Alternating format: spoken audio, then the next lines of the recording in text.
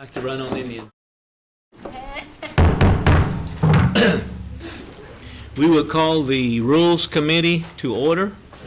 At this time, I would have the Council, Snell, would you please bless the meeting? Gracious Heavenly Father, Lord, thank you for this beautiful winter day. And Lord, be with us as we go through our meetings today. And bless all the attendants we have with us and visitors. And Lord, give us wisdom, understanding as we make our decisions today. And just be with us throughout the day. In Jesus' name I pray. Amen. Amen. Shelley, roll call. Yes, sir. Joe Bird, Ani. Frankie Hargis, Present. Bill England, Here. Keith Austin, Here. Jack Baker, Here. Harley Bezer, Sean Crittenden, Ani. Don Garvin, Wanda Hatfield, Rex Jordan, Here. Dick Lay, Here. Curtis Snell, Here. Denise Taylor, David Thornton, Victoria Vesquez, Ani. David Walkingstick, Brian Warner. Ani. We do have a quorum. You do have a quorum. Your minutes were mailed to you. This time I entertain a motion to approve. Make a motion to be approved. Got a motion and a second. All in favor signify by saying aye. Aye. I'd like to welcome each and every one of you to the Rules Committee meeting of the Cherokee Nation here. OCO, Nigadi, we're happy that you are here. It is a beautiful day, Councilor Snell, and we just appreciate this. A very blessed nation. So we'll drop down to reports. And first item on the agenda is our Marshal Service, Mr. Shannon Buell.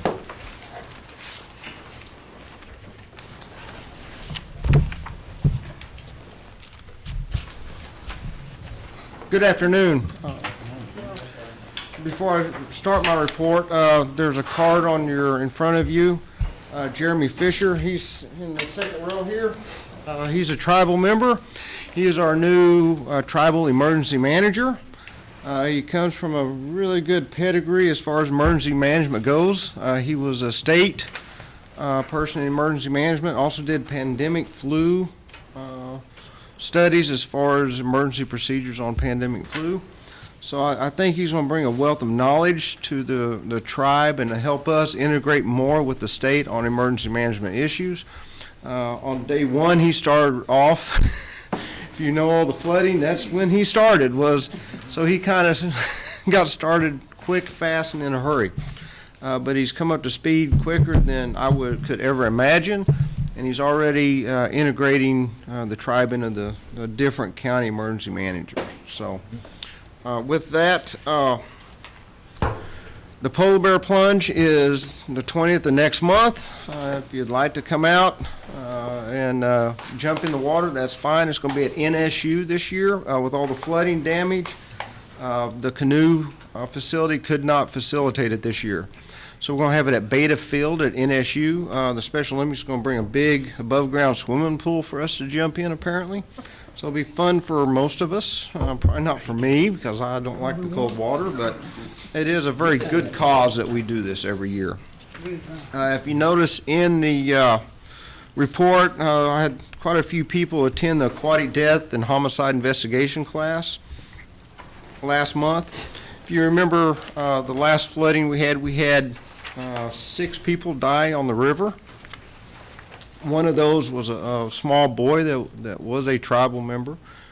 I thought it was concerning at best, horrifying at worst, and I wanted to get my staff trained on aquatic death. So I brought the head aquatic death investigator for the state of New York. She's written several books on investigating aquatic death. Had her in. NSU sponsored the location, and they had a week's worth of aquatic death investigation training. So that's why you see a bunch of people in that one class. Okay. Other than that, the 4th Circuit, we actually reside in the 10th Circuit. However, the 4th Circuit did a decision on the use of tasers by police officers, especially when it relates to people of diminished capacity, mental illness, and made a pretty hardline rule on when we can and when we cannot utilize tasers. I'm glad to say that our policy goes along with what the Fourth is now saying. We did tweak it a little bit, even though that's not in the federal circuit that we fall into. Once any federal circuit makes an opinion, we should take it seriously as law enforcement officers. So we have looked at our policies, redid the training that we need to do, so we can make sure that our community's safe and make sure that our officers are doing the right thing every time. So other than that, is there any questions on any of the reports? Questions? Counselor Buzzard. Thank you, Shannon, for this good report. I have a couple of questions on swiftwater rescue. Do you have those on your staff here? We actually met with the Oklahoma Scenic Rivers Commission end of last summer, and they asked us to take over response operations on the river. We're in negotiations now with that, and my staff, there's 8 people that's volunteered to do it, and they have training this spring. They can only offer training so many days a year because the water has to be so high, apparently, on the river. I'm not one, so I don't know the particulars, but my staff will be going, I think it's into March, to get certified to do. I have 2 members that are certified now, but you have to have a team to do it well.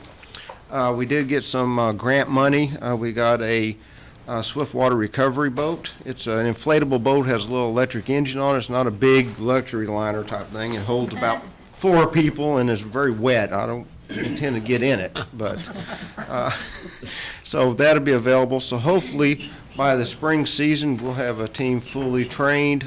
They have their equipment now. So we're just waiting on the water levels to be, they have to go over by Little Rock to some river over there for the certification. It's a national certification through Rescue 3. It's pretty intensive, very physically strenuous certification, but hopefully by spring we will have a really good team to help out. So on the board, one of the fire departments, I think they're certified swiftwater rescue. There is, yes, they are. There's about 3 volunteer fire teams that have small swiftwater rescue teams, yes. The other question I've got is cameras for your officers. Do you have cameras for the officers? Yes, all officers have TASER body cameras. Now, one cautionary note I have is we don't have an unlimited supply of storage. So like most agencies, we can flag any issue that, let's say an officer goes out on an issue, has to use force, we can flag that. Or let's say we get a complaint called into the office, we can flag that and bring that piece, that video back for storage. If it's not flagged though, it wipes out after about 3 weeks, 4 weeks.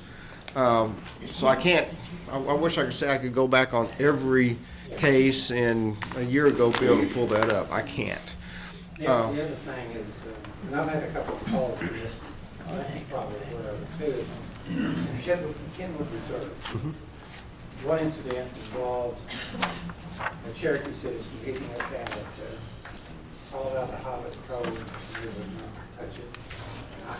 He probably called you, I don't know, but it seems to be some lack of jurisdiction, who's going to investigate what there. And I don't know what you can do about that anyway. Right. We're actually in talks with OHP, command staff at this time on that.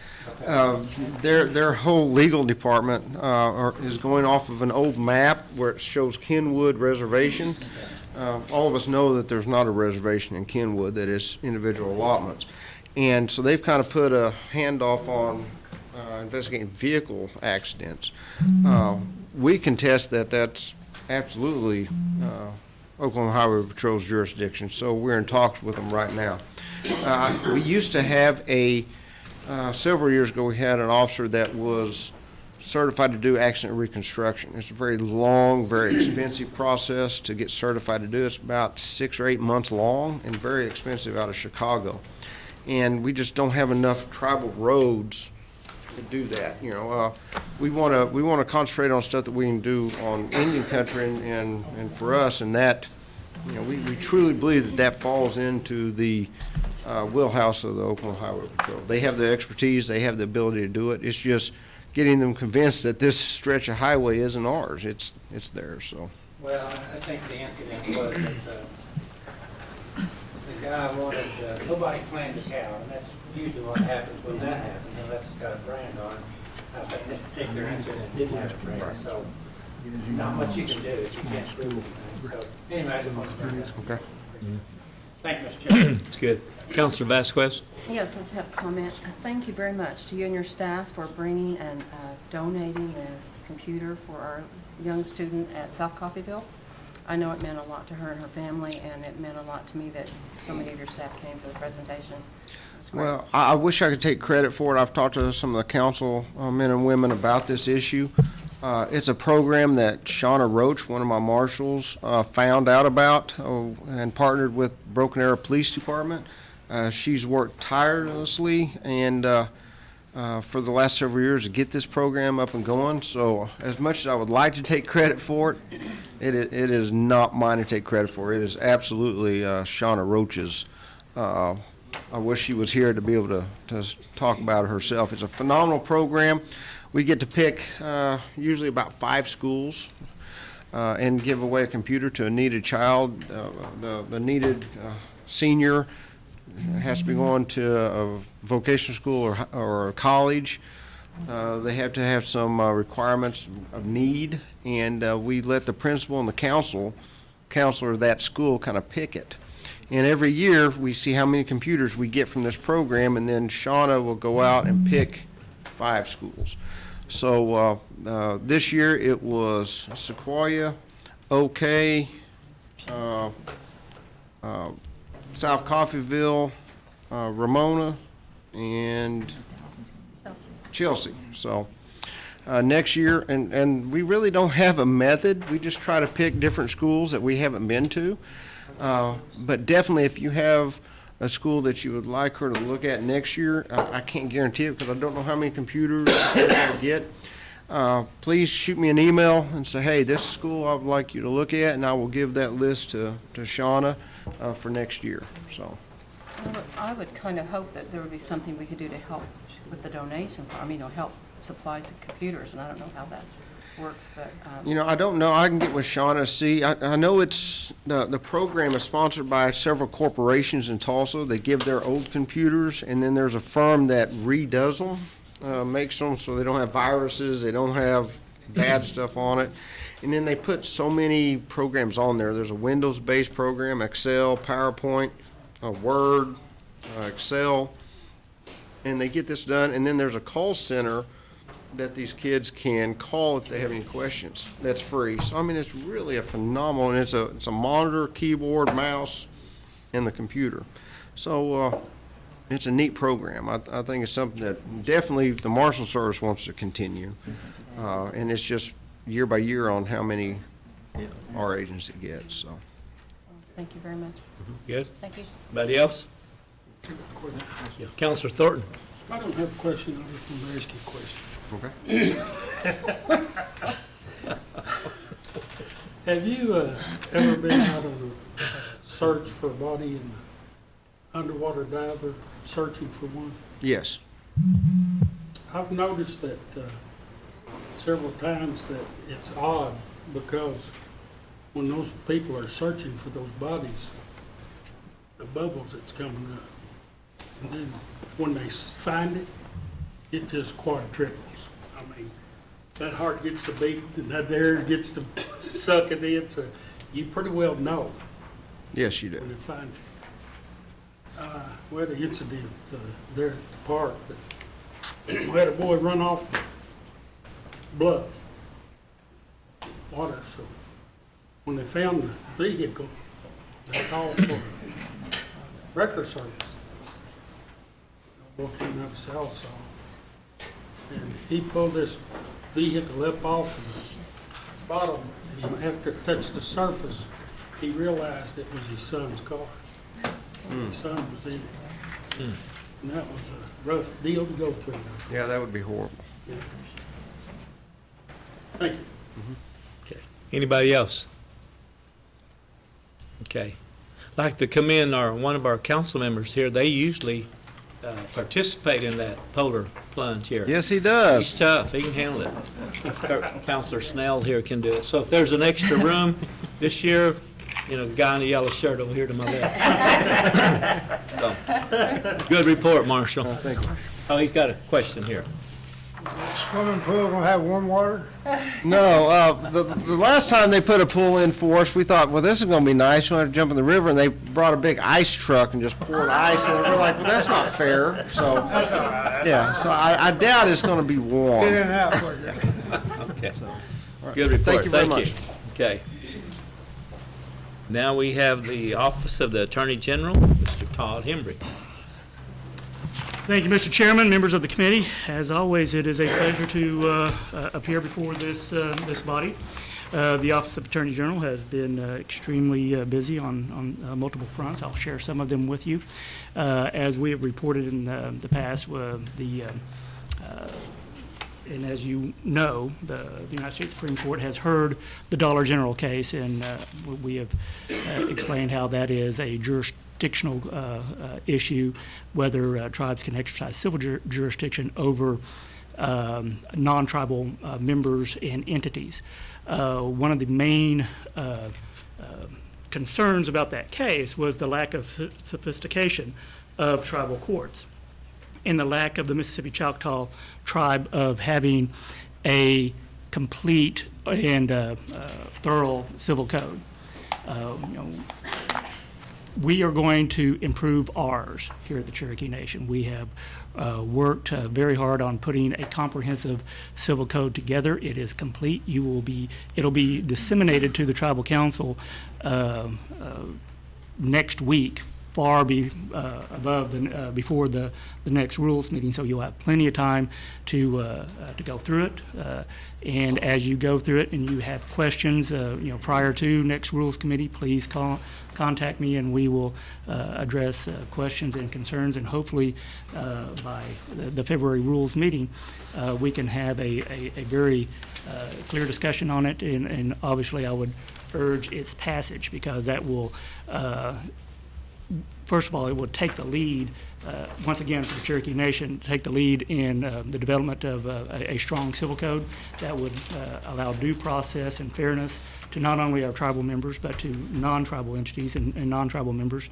And it will build a firewall, if you will, as to whatever decision comes down in the Dollar General case. So we will be proactive in that regard. Also, last month I reported to you that we were going to have our motion to dismiss on the Northern District Baby Doe case, which is an adoptive couple attacking the constitutionality of Indian child welfare and Oklahoma Indian child welfare. We did have that hearing on motion to dismiss, and we feel very confident that we will be victorious in that regard. When that decision comes out, we will disseminate it to the council, and obviously, like all cases involving the Cherokee Nation, it will be posted on our website. For items that will be happening in the future, February 4th will be a hearing on in the district court for the District of Columbia on the approval of additional monies, or what we would call Cypre monies, in the Keep Siegel case. The proposed settlement or the proposed plan for the additional settlement dollars that has been agreed to by Department of Justice and the Plaintiffs' Counsel for the class would involve an additional distribution to successful plaintiffs, and two classes of money. One, a $38 million pot of money that the court will want the panel or commission that they would be asking to approve to distribute to existing 501c3s within 90 days. That's $38 million within 90 days. So we, as a tribe, have developed a plan with our existing 501c3 to ask for a program or a request to fund scholarships through Cherokee or the Cherokee Nation Foundation, and or agricultural-based scholarships and with special emphasis on youth and women. hopefully, we will be successful in that regard. Now, there's going to be an additional bigger pot of money that the settlement will call for the commission or the panel to distribute, and we're talking, I want to say, the numbers escape me, but I think it's around 130 million that they will manage basically in perpetuity to fund major programs through tribes. And we are going to be developing plans to make our request through that panel. This is all contingent, of course, on the judge approving the settlement that will take place on February 4th. When that happens, again, we will, whatever the decision is, we will disseminate that through the tribal council and we'll post it on our website. Other matters that we are working on is, as you know, there will be, as we discussed in the past, there will be a major election law revision come forward. I've worked very closely with Counsel Diane Barker Harold and Counsel Harvey Chapin of the Election Commission. And we're going to be proposing a joint draft to this body. And again, when that reaches you, it's your baby. To add, delete, change as you will. But that will, as we would say in the coaching vernacular, put the ball in play. And with that concludes my report, and I would entertain any questions that the council may have. Any questions? Councilor Bussard. I guess this is a question, Todd, but you talked about this settlement for 501(c) organizations. Do you think it's possible that we might include a 501(c) organization that the Cherokee Nation has helped establish? That's something you may want to keep in mind. Well, and, excuse me, nothing would be ruled out, okay? And as you know, there are countless numbers of 501(c)(3)s. Some that we have helped establish, some, and I'll be willing and happy to talk with any of them. Has done it. Right. But what we wanted to do was take our 501(c)(3) that's been approved, passed through this council, which is the Cherokee Nation Foundation, and concentrate our efforts through that. That does not necessarily mean we would, rule out talking with anyone. God knows, we don't have the monopoly on good ideas, and we would be happy to open that up. Thanks, sir. Good? Okay, Councilor England? On that, would that be for agricultural use for the 501(c)(3)s? Obviously, this is, the agricultural-based settlement, so that is going to be the emphasis on, I would assume, that that the panel would be wanting to approve agricultural based projects. Yeah. Anybody else? Yes, Councilor Lay? Thank you, Mr. Chairman. Todd, any other lawsuits other than the UKB, Freedman, that has come up, have we filed lately? We get in lawsuits all the time. And/or received? Or what? And/or filed and/or received? Or dismissed? Or dismissed. Yeah. Okay.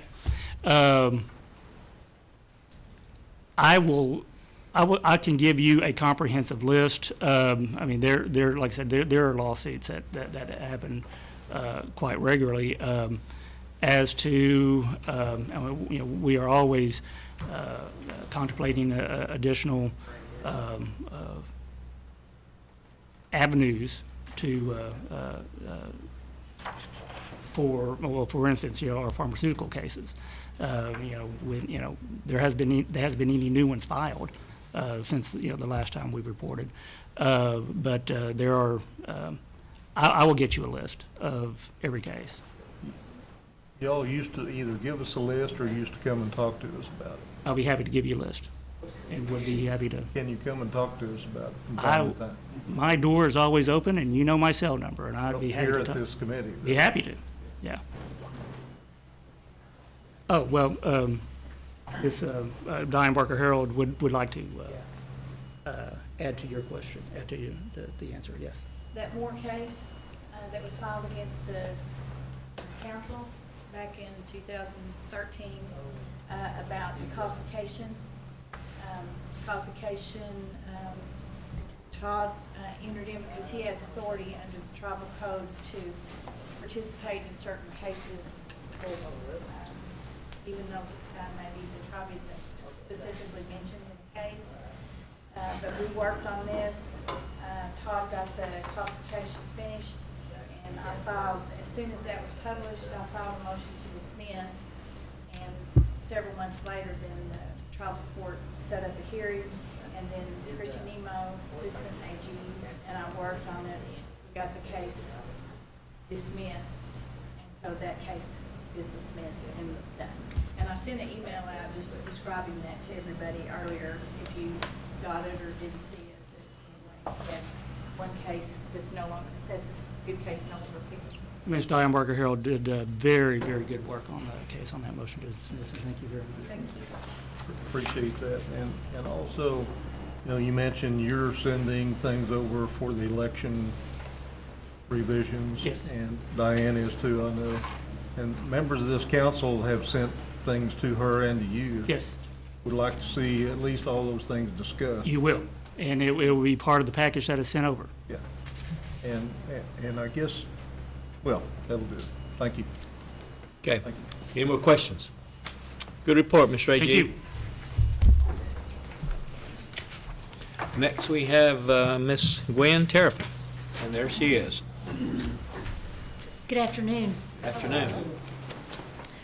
For the calendar year of 2015, and I sent all of you an updated list of all of those, we had 37 FOIA requests and 5 GRA requests.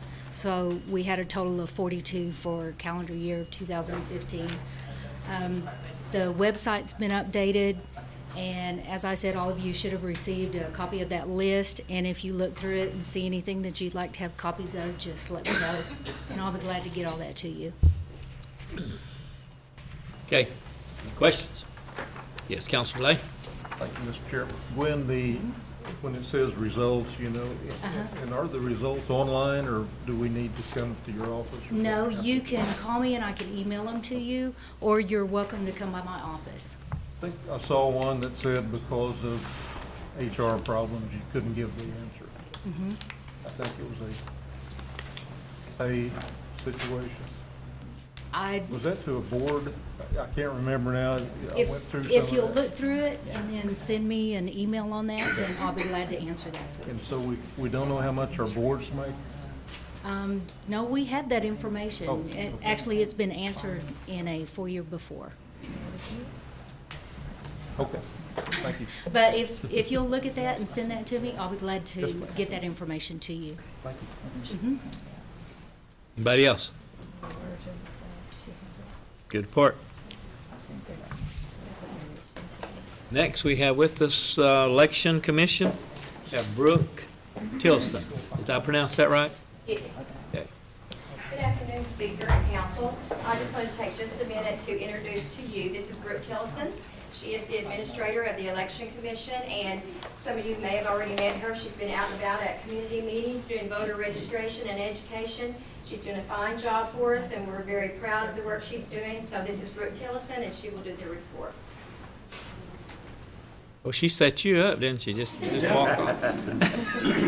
Brooke, it's good to have you on board.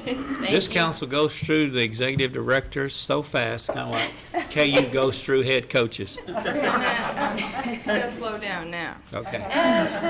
All right, you're good. So I believe you all have my report, and there's a few things I wanted to go over. We've been very busy. We've been attending all area meetings we've been invited to.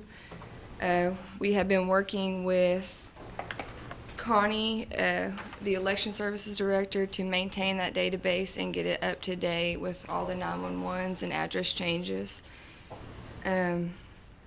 We have stayed current with the registration of deceased and relinquished citizens in our database, and For the month of December, we registered 259 citizens, and I have those statistical reports. If anybody would like those, just give me a call or email, let me know, and I'll send those to you. Okay. We planned on it to continue attending the community outreach events through the 15 districts and to continue to schedule education outreach for students. And we've been going to schools, staying busy, and trying to get those students right now while we can, because we're able to get the 17 and 18 right now. So, all right. Does anyone have any questions? Yes, Counselor Vasquez? Yes, are you able to come to a board meeting that's a community meeting for South Coffeyville if it's not I haven't set up a community meeting after the first of the year yet, but they have a monthly meeting where a lot of their citizens come, and is that possible that you could do that? Yeah, we could do that. If you could just email me some dates or give me a call, we'll be happy to attend. Right, thank you. Thank you. You good? Counselor Taylor? I just want to know if you're fully staffed now. We are. We Awesome. hired for the clerk position last night, actually. We had a real long night. Okay, very good. That's all I have. Anybody else? Well, I'm glad you're fully staffed. You may be one of the very few departments that is. Doing what we can. Yes, good report. Thank you. Thank you. Thank you. Okay. Tax Commission, Sharon Swepston. Always count on Sharon to give us a good report. Afternoon. It is after. I believe you have my report in front of you. I'll try to address any questions that you might have.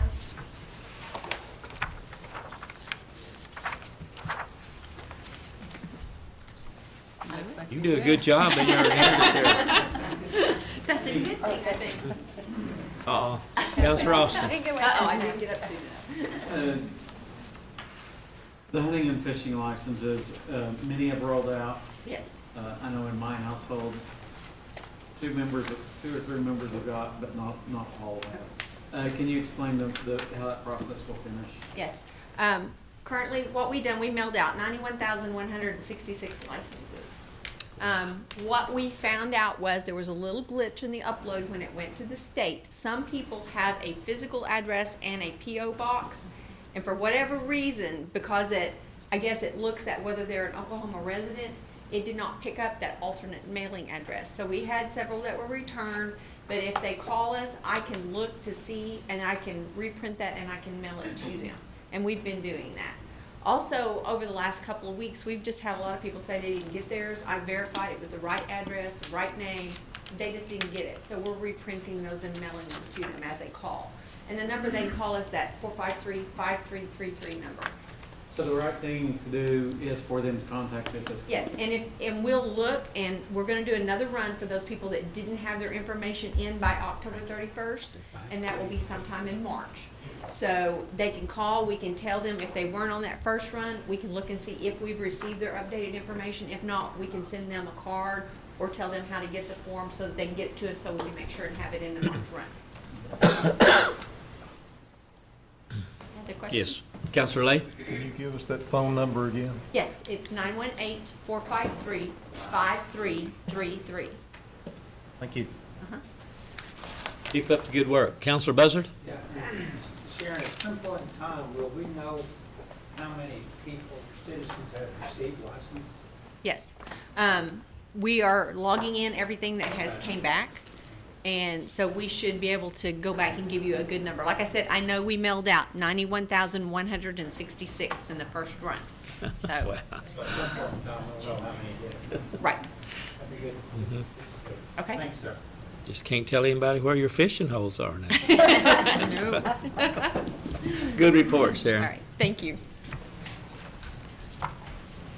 Self-governance, I think this lady is on travel, but you do have the report in your book, so we'll nail her next time. We might put her up front next time. That's what we do when you miss our committee reports here. So we'll drop down to Gaming Commission, Mr. Jamie Hummingbird.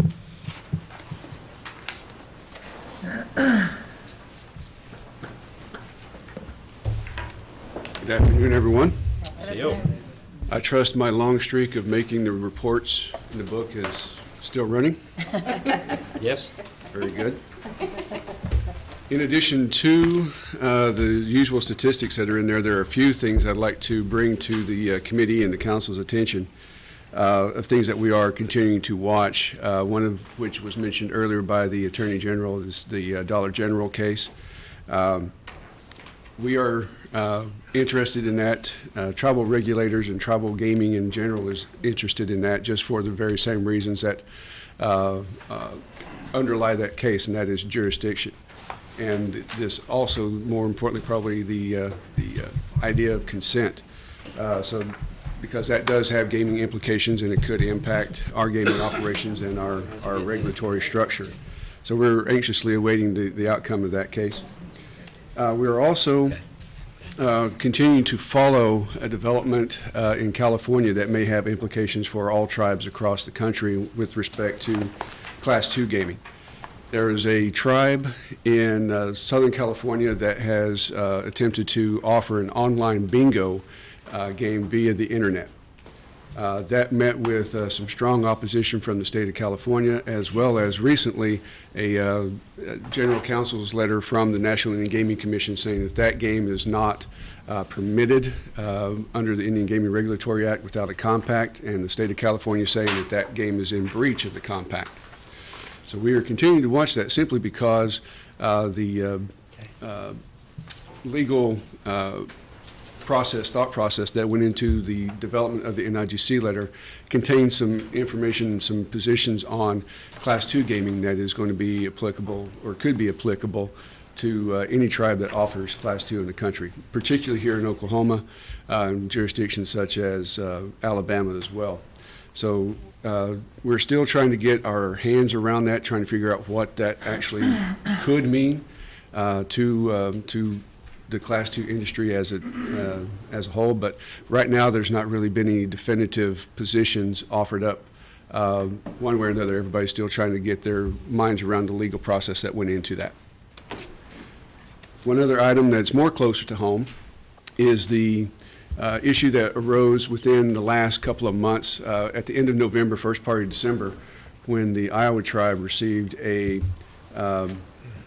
arbiter's ruling stating that the offering of a outward-facing internet poker site would not be in violation of the Tribal State Compact. That arbiter's ruling was also sent to a federal judge in Oklahoma City who had provided an attestation or a certification of that ruling, saying that that ruling used sound judgment and applied the law in the terms of the compact appropriately. That arbiter's ruling is important simply because we had an issue earlier involving another tribe that wanted to do the exact same thing with the exact same company, and received a letter from the Department of Interior Assistant Secretary saying to do so would be a violation of gaming law as well as of the compacts. So with this new ruling being an arbiter's ruling, and with the certification from a federal judge, we're also trying to figure out exactly what that means to tribes in Oklahoma. Is this something that is a possible new option for our gaming facilities to offer? Is it going to be contested by the Department of Interior? We don't know yet. We're watching it. We're figuring out exactly what this means in terms of the movement on the compact going forward. One other issue that we discussed at our tribal intertribal council meeting a few weeks back was the issue of fantasy sports. If anybody's familiar with fantasy sports, I'm sure you are. If you watch football or basketball or anything else, if you watch any game out there, you'll see a commercial for either FanDuel or DraftKings or some similar type site wherein they are advertising being able to win millions of dollars with just a $2 wager, or a $2 entry fee, I think is the way that is put. That issue has been brewing out there for a number of years, but it has just reached climax over the last 6 months or so because it has been the focal point of a number of state jurisdictions, state attorney general's opinions actually, to outlaw or say that those practices and those websites are a violation of those respective state laws. New York, the latest one being Texas, and I think there are a few other states that have chimed in on this whole subject. But as I understand, as we discussed a few weeks ago, there may be upwards of 2 or 3 bills that will be offered up in the Oklahoma State Legislature this term that deal with fantasy sports.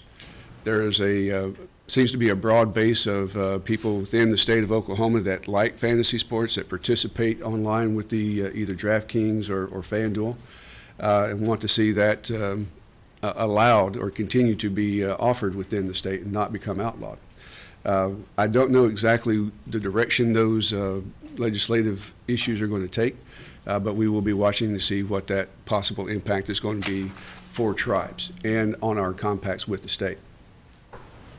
And finally, as I was sitting in the gallery back there, I received the final reports from the external auditor just in time. Today is the deadline to get those filed with the NIGC. And we have an additional 30 days to get them to the state, but we usually send them concurrently. But today is the deadline to meet our reporting requirements for FY 2015 for all of our gaming facilities. And as soon as I get done here, I will be going back to get that email in their hands so that we can make sure that we are compliant with federal regulations. With that, I'll take any questions. Yes, Counselor Taylor? You had mentioned an audit on the gaming, the fee payments. On which way, I'm sorry? Complete the audit on our fees. Yes. Has that audit been complete, and how did it? The audit that's being undertaken by the state is still underway. Okay. And so far, we have not run into any issues, knock on wood. The process has been a very good cooperative process between the state, ourselves at the commission, as well as our people at C&E within finance and other areas. So we're working to get that completed. It's going on about 3 months, and so far it looks favorable, I will say that. And we are the first tribe to be audited. Did I understand that correctly? Yes, we are the first tribe. The Chickasaws have been selected next and are currently in discussions with them, and I would assume that they're probably going to look at the tribes that have probably the most number of facilities and the largest contributions under the compact. All right, thank you. Good. Yeah, I'm good. Yes, Counselor Lay? Thank you, Mr. Chairman. Jamie, the tribe that you mentioned that wants to go internet gaming, are they a tribe with land or without? The tribe in California is the Santa Isabel tribe. They have land, but it is remote. They had a gaming facility at one time. I believe they actually closed their gaming facility a couple of years ago, just because of, due to economic reasons, and have looked to this online gaming or this DesertRoseBingo.com as it is, Desert Rose Bingo being the game itself, as a way to continue gaming and to continue to get revenue in without having the huge overhead expense for a bricks and mortar facility.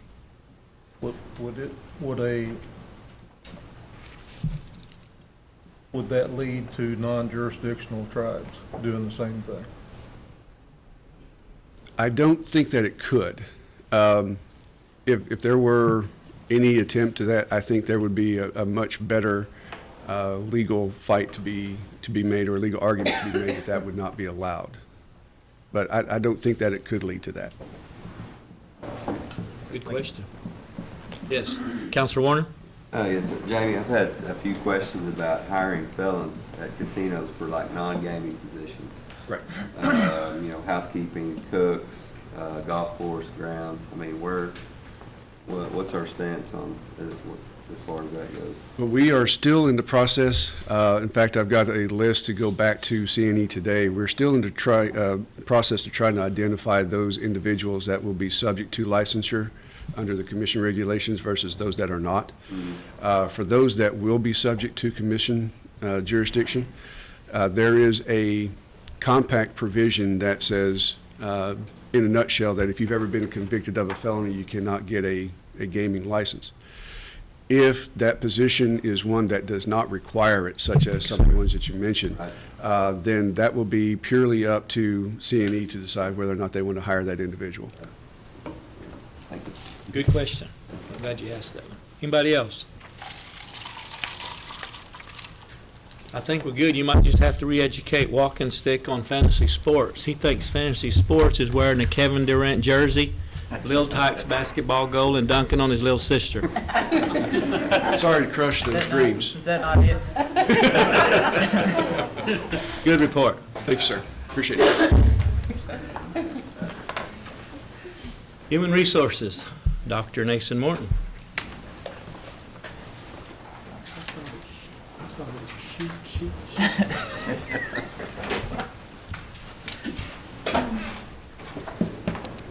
Good afternoon. Hello. I have a relatively short report on the monthly report. We've added the separations of employment to it, including the voluntary and involuntary. I think that was something that was covered in the last meeting. Also, there is a portion that I was checking on. There's information I did not provide you on the report. I just want to double check a number, and then I will provide a supplemental report. Anybody have any questions?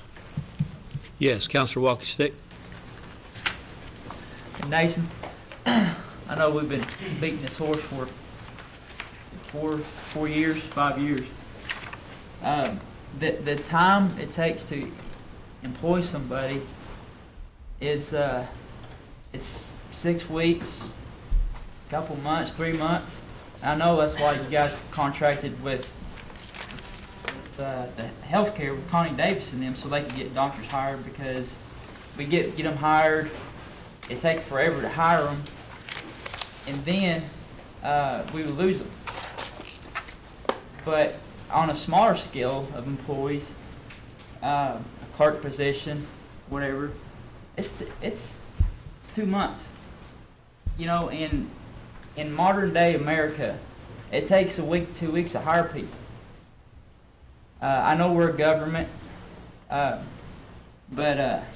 I'm losing patience, I guess that's the word.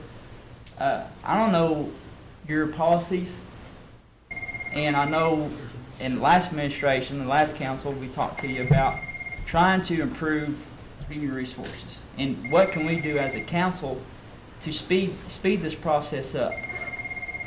And do you have, I mean, what's the solution? Is there one? On the number of days it takes, one thing to take into consideration is when we hire someone who currently has a job, they will have to give 2 weeks' notice. And so in most instances, you would have a time period just for the candidate of 10 to 12 days. So if you're talking your overall count, let's start with that number. And with that one, that's really a number we don't have any control over. If they are currently not employed and we make an offer and they get in the next Monday, we can get it faster than that. But if they have to give notice somewhere else, and sometimes with the, depending on the position, sometimes they're required to give more notice than that. So that's something we take into consideration. What about people without jobs? Those fairly quickly. Because if they can report to work we can normally schedule them as soon as possible for the next orientation day on a Monday. What's quickly? What is it, 2 weeks, 4 weeks? From start to finish? Yeah, say someone accepts the position, how long does it take to get them hired? And they don't have a job. Say, if they accept on a Monday afternoon, it's possible for us to have them in orientation the next Monday morning. Okay. Well, we got a couple constituents that I know of that being employed, but was selected for the position, and it takes 6 weeks before they get hired, and they don't have a job, and so they're still out trying to search a job that can hire them in a quicker time frame. Is there a mistake somewhere in the HR then, you think? We can check on each one. We can find out if I can stick around. You can kind of give me the information on which area, and I can kind of run a report on the department and see what's going on. Okay, so you think it's a department issue with the selection, or is it HR? I always make the point of I check first before I make a decision on where it needs a change, because based on what we have, we can pretty much figure out where in the process we are every day in the process. Okay. So I can pretty much, from the time it leaves one person's hand to go to someone else, I can have that within a day. Now, I have a little bit of variance because if I get something at 4:45 in the afternoon, I may count that as tomorrow, I may count that as today. So we'll be a couple days off, but pretty much I know where it is each day, from the time the requisition goes in, from the time they sit down in a chair. Okay. And so basically, that's what I look at. You know, when we first started this process, the one thing that I personally really did not take into account is the amount of time on certain instances when the candidate has to give notice. When I was looking at, until I started seeing that showing up on a sheet, I had completely not taken that into consideration. Another portion that is when it's advertised. Well, if it's advertised once, that's at least 5 days, 7 calendar days. So if you take, for example, a person who has to give notice, gives 2 weeks, plus we had to advertise just once to find this person, well, that puts us at 17, 18 days. And we're counting that as the time, because when we set out to do a measurement, we really wanted the day that that person would be in your department, ready to go, here I am. So we took the time, and when we're calculating the days, take the time, the first time the department says, hey, I need this person, here's my requisition number. And we count every day to the time the person sits in a chair, Monday morning. And so that way, we knew every day, knew what we needed to fix, what we needed to tweak, and we take any suggestion going on how to talk to the departments, say, hey, how can we do this? We listen to everything. Sometimes we'll try something, it doesn't work. But if it seems feasible and overall result is it'll get us less time, we'll try it on a small scale. Okay. And so, back to the timeline, if we have those days, let's just call them 17. The next portion is the time to fill in the application for the requisition with the department and the time it takes to do interviews.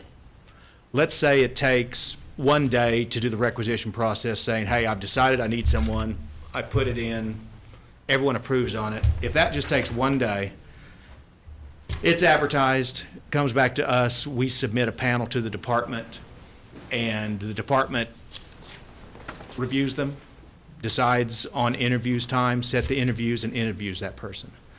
If they can get that entire process done, remembering that they have a full-time job, there's other things they need to do in addition to this throughout the day, schedule these people to have interviews. If they can get those done in 14 days, and you know, I started out as a lawyer because my math is horrible. That gets me to 22. Well, I haven't counted 1 day that HR's touched it yet, and I'm at 22. So let's take, for example, a youth-sensitive position. We have quite a bit of those. That takes a full background check. Say I can get that done 10 or 12 calendar days. The entire process, calling, all the searches, everything else.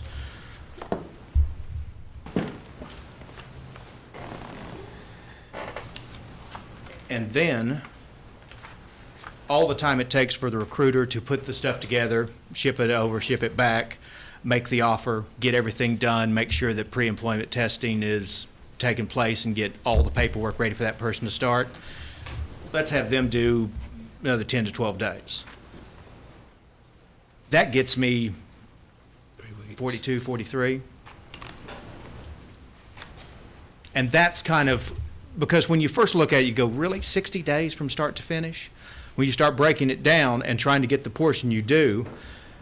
So basically, I broke it down to the parts where I pretty much can't directly change or don't know how quickly I can change them. And so the best part is the departments came up with a lot of good ideas on how to cut down time.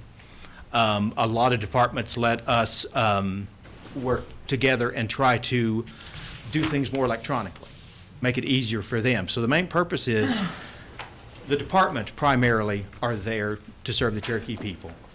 So we are just going through everything we can to make it easier for them to do it.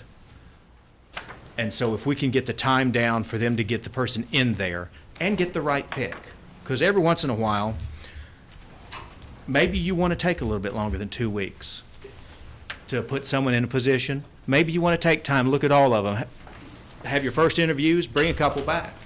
Department has the discretion to do that because really, sometimes it's about finding the right fit.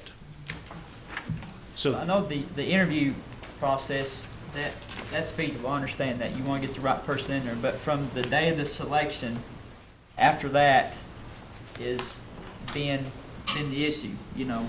I mean, posting and all that, I know that takes time, and Yes. departments and all that. But once the department selects the person, it's balls in your court. And that's where I'm trying to get some improvement of let's decrease that window. Let's get people hired in a quicker manner. Okay. Okay. So you kind of want a picture of, once you have a selection, how long it kind of takes after that. Yeah, and Okay. you said a week if they don't have a job. If they do have a job, then you put 2 weeks in. It may be 3 weeks, 3 to 4 weeks. Is that right? And sometimes on the selection, Or if they're working in an area where they're with youth, sensitive Yes. area, that could take another 10 days for the background check. yes. So I can kind of get you an idea of, well, we have 3 basic designations. We have youth sensitive, law enforcement, and general requirements, really, who doesn't require the extensive background check. So let me get a kind of idea based on the 2 largest categories, the youth sensitive and the general requirements, and kind of from the selection process on. Okay. From the day they say, hey, I want this person, and I'm probably going to use the date where the paperwork hits the office. Okay. And since we have it electronically, it should be much faster. So I'll kind of give you an idea based on those 2 categories, what it entails and the average time for that.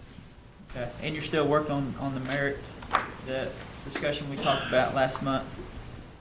You're preparing a document of like incentive, like a 3% incentive. We visited about this last week. And we had talked about it, and the portion I provided was the email of how we did it this year. That should be in your packet. I hope so. If it's not, I'll double check. Okay. Yeah. All right. Thank you, Nathan. All right. Thank you, Speaker. Any other questions? Councilor Buzzer? Yes, and Councilor Watkins, I think you better get used to just what you just talked about. We've been talking about this for years. I'm sure Mr. Morton's doing his best. Yeah. I've seen him for 13 years. But I do have a question. Mason, I know you look over the pay of employees and pay of job descriptions. I want to bring up one. It's called a semi-skilled labor.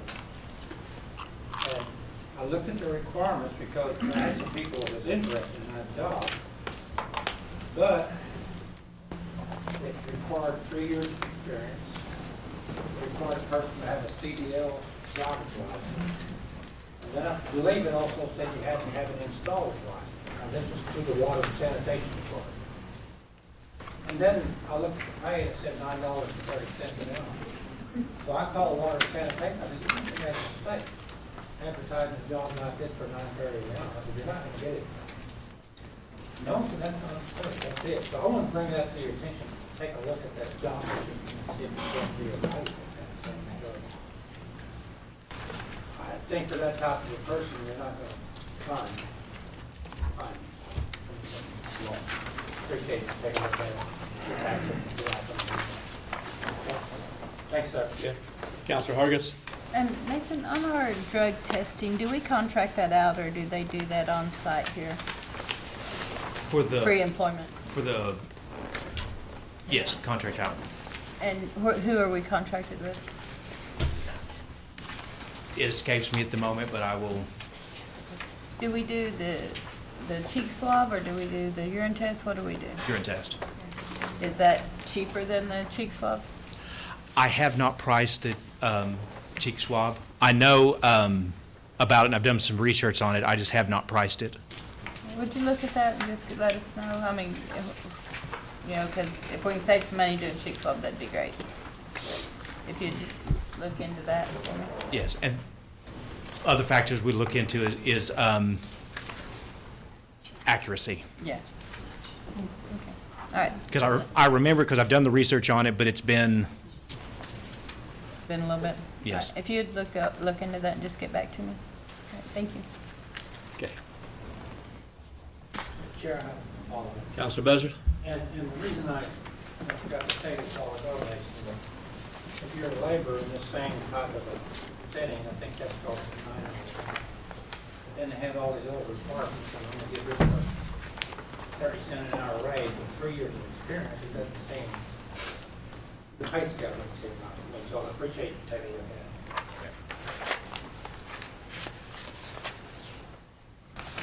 it. Good report. okay, Thank you, thank you Nathan. very much. Moving down to old business, Counselor Thornton. Yeah. I think you all got this new draft, drafted up by the today. I pretty well agree with it all. There's a couple of things that I'd like to see done. We don't have that. I don't have it. You don't have New it? one? No? Oh, we just have what's in the book. Is it in the book? No. Okay, go ahead and explain it. Well, you can go ahead and explain it. But anyway, when you get it, I'd like to see a couple more things added onto it, which candidate would have to fill out a monthly contribution after he files, and fill it out on a monthly basis, which you already do, but in the past, we've had people that's running that didn't fill one out till the last day. So, and I'd like to see something in there that would repay all contributions back to the person that that give them the money or in kind or ever what they give them. But those are the two things that I'd like to see added to this. So, the old one's got fines and that type of thing into it. I think that's all good and well, and I don't know how much we need to fine somebody, if they withdraw right at the last minute. But I think if they repay their contributions, it needs to be added on to that fine, if we put a fine in. I don't encourage having a fine myself. I don't turn one down, but they're making us copies, but those are the two things that I'd like to see added on to it. And so Copies forthcoming? it'll be up and forthcoming right now, I guess, isn't it, Counselor? Yeah, Carla's bringing them right now. Are we going to want to table this because you've got a couple amendments, or you want to address it today? Why don't we table it till next month and everybody has this? I'll Okay. go ahead and ask to table it. For the audience's sake, we had candidate or candidates announce candidacy for one of our offices, raise money, and then not run for office. And it was kind of a gray area at that time, not for sure it was addressed much in our policy or even our constitution. So we're trying to tighten it up where if a person announces and they raise money from our people, then we're trying to put some restrictions on there. So that's what this is all about here. And we've been dealing with this for quite some time now.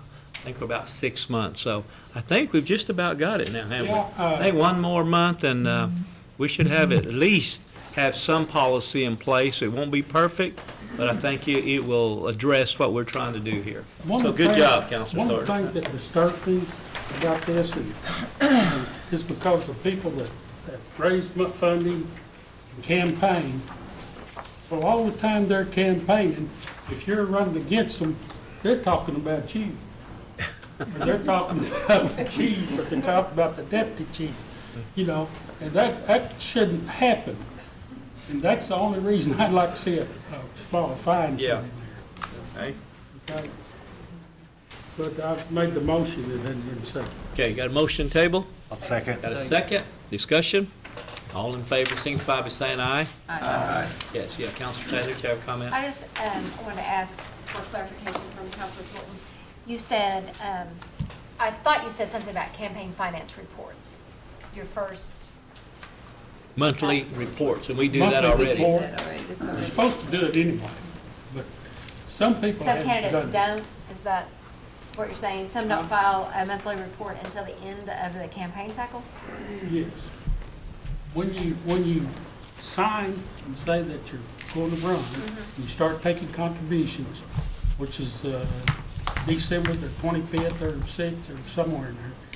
Well, every month, you're supposed to fill out a contribution form. And if you don't fill that form out and you put down, you know, the next month you don't get any contributions, well then someone comes up and say, I contributed so-and-so. So this has happened in the past, and of course, the election commission needs to be authorized to take care of this, or be in on this, to see what's going on. But that's the way I look at it. I know right now that anything that you have left over goes back to the election commission. But if you never file,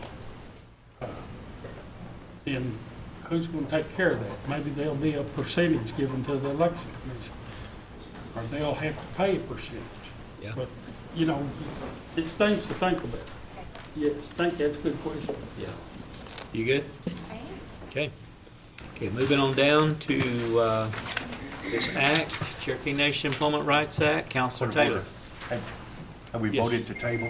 Yes. we did. Okay. Okay, We did. Okay, this is an act amending legislative 0114 Cherokee Nation Employment Rights Act.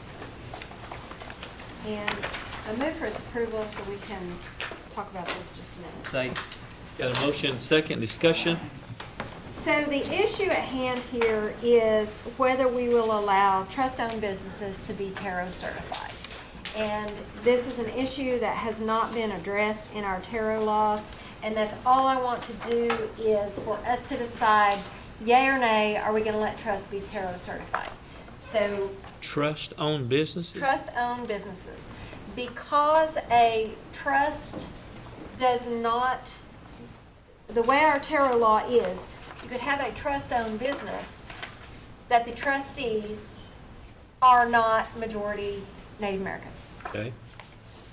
And so we need to determine if we're going to allow trust-owned businesses. If so, are we going to further require that the majority trustees be tribal members?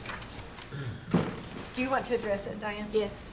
Also, one of the, some of the staff in Diane Kelly's group had talked to Counselor Taylor about this.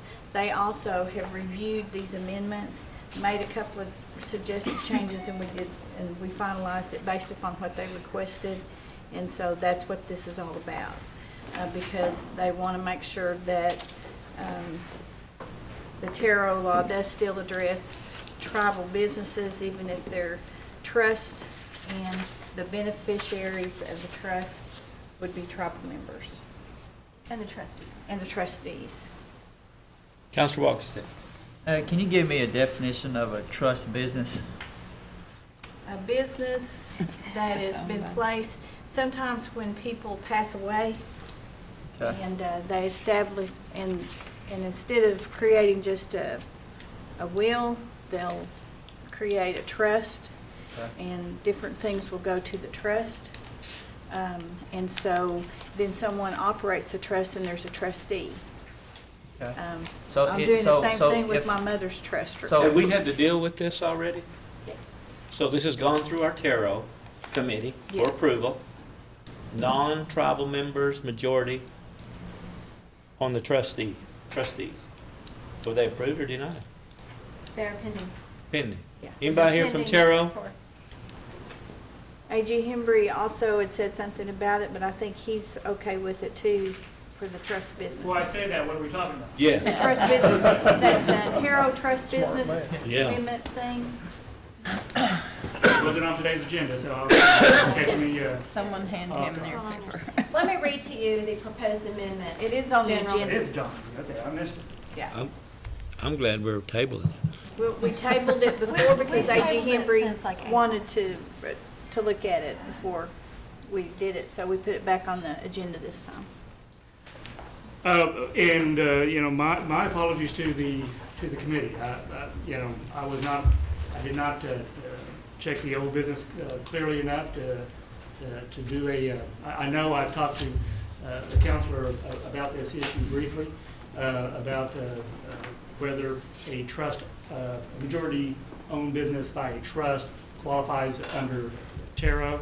You know, in the TERO laws are pretty, pretty specific about has to be a majority-owned business by, or a majority-owned business by a tribal member. Now, obviously, a trust is not a tribal member. What a trust is, but it may inure to the benefit of tribal members.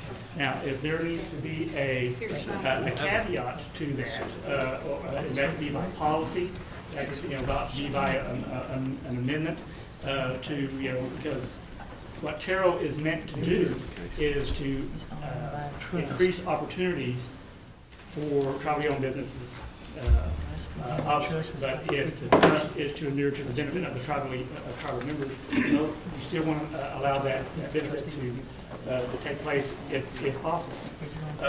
And it may be an instance that we work these situations out by policy. I would, and again, I apologize, I don't have a written opinion. We can, if you choose to take action now, we definitely will have that matter resolved before full council. Speaker Bird? Counselor Taylor? Well, we tabled it last month because the Attorney General had not had an opportunity to review it. And so, Are you satisfied with the amendments? I'm satisfied with the amendment. Because it says that the majority of trustees must be Yes, Native American. the other was and not. I think that is the spirit of the TERO law. I believe so as well. To speak to that. When this was brought to our attention, we were working with Diane and Councilwoman Taylor on this. Willard, John, and all of the members of the TERO staff looked at it, and we're all in agreement with what was presented to you before this board today. Okay. Yes, Counselor Thornton, then Counselor Lay. My thought is on this right now, I'm thinking about it, but We're getting But ready to vote on it. we also, on this 51%, we've got people out there that have companies or run a business or can build homes, but thing about it is, one may be non-Cherokee, and the other one, I know some people like this, are full-bloods. So that's 50-50. And what they have to do is go in and lie about it and say, well, my wife is 51% owned, or my husband owns 51%. So But, and you see that. I don't see why the 51%. And I didn't see it from the beginning. So just to throw something out there and y'all think about it, but this trust deal, I'm for it. I'm for it. Okay. Okay, Counselor Lay. Thank you, Mr. Chairman. I don't think I can support this, and I'll tell you why. Back when we were doing TERO originally, it took a long time. I mean, we churned through that probably a year, somewhere in Really that longer neighborhood. than that. Yeah, longer than that. And I remember talking to Tina, and I remember talking to the general and another lawyer who was serving on the council at that time. And the opinion at that time was that a trust can be changed day after tomorrow. They can get this 51% today. It could be changed tomorrow, and we'd never know it. And I think they're probably right, because I got a trust and I could change it tomorrow. And so mine would be 100% Cherokee, but I don't have a business that I'm trying to get involved here. I'm beginning to wonder what family or what person's got a trust and they want some business here with the Cherokee Nation. And it doesn't matter, if that's the way it is, that's fine. But we all decided at one time back in, when was this done? 14, that was not the route to go down. And now, for some reason, there's a push to go down that route again, and I think we were right the first time, so I'll have to vote no if we vote on it today. I don't know why you want to rush to a vote when the general hadn't even given an opinion yet. He's going to give it before the council meeting. That doesn't make sense to me. Well, actually, she's got a motion on the floor at the table, and we had a second. We're in discussion, is that correct? And I just want to counter, number one, if the percentage of ownership in the trust was changed, they would be out of compliance with the TERO law. You can also change. How would you know that, Janice? You wouldn't know it. We worked on a policy, and the council doesn't approve usually the TERO policies that the TERO group puts together. I did put a policy together so that their policy would require for any changes to the trust would be given to TERO. 5149. It's not in the code amendment that we did, but there's other notices in their policy. And Diane said they're going to change their policy to meet this. I did some draft, and then she and I worked on that. Well, it's nice for 2 or 3 people to get together and decide all this, but you know, that's what this is about. That's what this committee is about. And my opinion is that we're maybe going down a wrong road. I don't know that, but this sneaking suspicion keeps biting me in the behind here that something's going on that I don't trust. That's all I got to say. I want to respond also.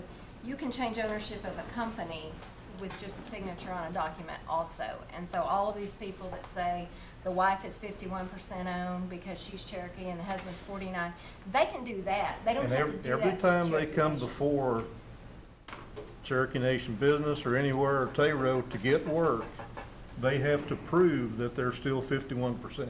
That is correct. And I believe the trust would have to do the same thing, would be held to the same standard, because in order to comply with TERO law, you're going to have to prove that every time. Yeah. Councilor Baker. Yes, I believe in the second 51% in the changes, it should say 51% or more instead of and more. And so I'd ask for a friendly amendment to change the and to an or. Or more, is that what you're saying? Yeah.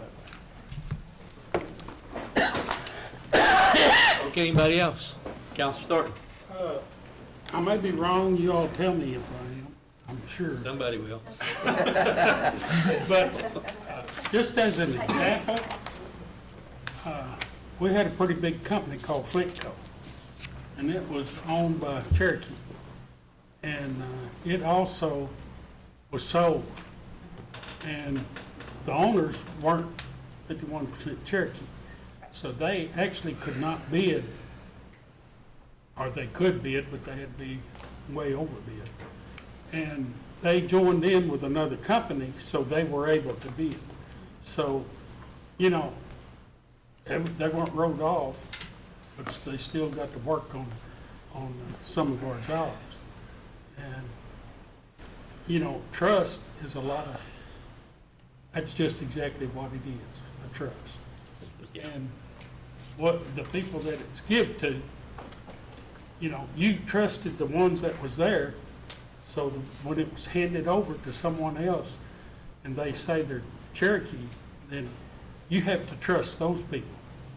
And if you prove them wrong, which they have to sign a contract every time they get one, I would imagine, and they're not 51%, then they're out. The way I see the law. Mr. Chair, our staff does check those things out, and when they go before the certification committee, sometimes they do request that the members of that entity come in before them and prove and produce those documents. Okay, that you was the finished, point I was Councilman going to Thurman? get across, yes, I'm through. Are you through? Yeah, right now. Don't give me double more time, because I. Well, you know, there's a motion to table, and we have a second. We've been through discussion. Our Attorney General hasn't had time to thoroughly review this, so what's the hurry? You got a motion and a second. You guys ready to vote? All in favor of the table signify by saying aye. Aye. All opposed? Okay. Ayes have it. We'll table for a month, and we'll have a little bit more time to review this. Thank you, Diane, for Yes. coming here. I was looking for John or Willard. Where are they? That's a good question. I was watching this on the computer, and I decided I probably better get down here. Yeah, I asked for them to return. They're probably in the field monitoring. Okay, tell them they need to cover their boss. That's okay. That's all right. Okay, Counselor Watkins there. I'd like to amend the agenda under new business for discussion only for legislative act, the Cherokee Nation motor vehicle license tax code modification in 2016. I'd like to put that form of a motion. Mr. Chair? Yes, sir. Can I speak? Yes, you got a motion, and I would like to go ahead myself before we amend the agenda and bring that forward and go ahead and pass, go bring ahead. these forward, all these confirmations, this confirming Take care of all of these. resolutions and take care of them and then, because we may have somebody sitting here in the audience all the time. You agree to that, Counselor Wongstead? Yes, sir. Okay. Thank you. Agree with his motion. Let's take care of all of our new business here. Okay. Good. All right, new business, resolution confirming nomination of Mr. John Sparks as Commissioner of Cherokee Nation Gaming Commission. Mr. John Sparks is here. Hello. I need a motion. So moved. Got a motion? Vasquez, got a second by Counselor Baker. All right. Discussion. Anybody got questions here? Counselor Baker. Just like to comment that I'm glad that Senator Sparks is an at-large citizen, and so I'll be happy to support him. Since we don't get many of those. Well, he is pretty good size. Yeah. Counselor Lay. Yeah, I guess I don't have a question because I'll just do a comment here that it seems to me with a state senator sitting on our gaming commission especially, I see a conflict of interest because of the compact and the problems that arise sometimes between the Cherokee Nation or any tribe and the state of Oklahoma. And I know that our compact is coming up when? I forget. 2020. Someday, and so I just see a conflict of interest here. And I can't support the nominee. He's probably a great guy. And I don't know him. He's probably a great guy. But because of that, I think we may be in an area that I'd prefer not to be. Thank you. Okay. Mr. Well Chairman, taken. If I may respond, and I know Senator Sparks may respond to this, we have contemplated that. And in my opinion, there is no conflict of interest in that the compact, all compact negotiations in the signing of the compact are in the executive department of the state of Oklahoma. It's the governor's office that does that. Mr. Sparks' duty as a state senator would not in any way interfere in the direct or implied conflict of interest in any contract negotiations or any of his duties as the leader's duty, but as chair, as a member of the Cherokee Nation Gaming Commission. That's my opinion. We've looked at that issue. It is an important question, and it's right to be brought up, but we have looked at that matter. Thank you. And that, of course, is in any commission or any body that you serve on, conflicts are an important issue. I've also discussed this issue with Lee Slater, who's the executive director of the Oklahoma Ethics Commission, my service on the Gaming Commission, and he saw no problem, no inherent problem in that whatsoever. Is he a lawyer too? Yes. You know, you can trust him. And Mr. First, I can pay a lawyer $50 and he'll give me the opinion I want any day, you know, so maybe 100 today, I'm not sure. But here's, you don't want to hire the cheapest lawyer in town. that, you're right about that. If you're taking an oath from the state of Oklahoma, and you're taking our oath too when you go on that gaming commission, are you straddling the fence or are you on my side of the fence? That's what I'd be concerned about. I don't know that those would be inherently in conflict. If you do see a situation where you have a conflict, then you need to remove yourself from a decision-making situation. That recusal process is also concerns me, and I understand where you're going, but if you're straddling the fence and it's barbed wire fence, things get awful uncomfortable pretty quick. That's all. Okay. Anybody else? Counselor Buzzer. And I kind of had the same feeling as Councilor Bay, Mr. Sparks. It concerns me that I just feel like we have enough Cherokee citizens out there that do the same job without being involved in state law. How has your involvement been with the Cherokee Nation in the past? Have you participated in our elections? Have our citizens registered to vote? Yes. You're a card holder. Yes. Yes. May I also, just quickly, as it relates to the renegotiation of the compacts, that comes up in 2020, and I'll be term limited, and I'll be out of the Senate by then. I'm in my last session, so I can see the light at the end of the tunnel. I can't tell if it's a train yet, but. Those hallways get dark at Oklahoma City. Well, that does kind of make a difference in how thank you for bringing that. Yeah. I'll be done with my legislative activities by Memorial Day of 2018. So well before any of that begins. Okay. Anybody else? Okay. Yes, Counselor Austin? I very much want to thank you for being proactive, reaching out, calling, making yourself available and generous with your time and conversation on the phone. I don't need to ask questions today because I spent the time with you on the phone earlier. Thank you. Okay, you got a motion and a second. All in favor signify by saying aye. Aye. All opposed? Aye. 1. Okay, did you record that, Shelley? Okay. Congratulations. Thank you very much. I appreciate your consideration. Yes.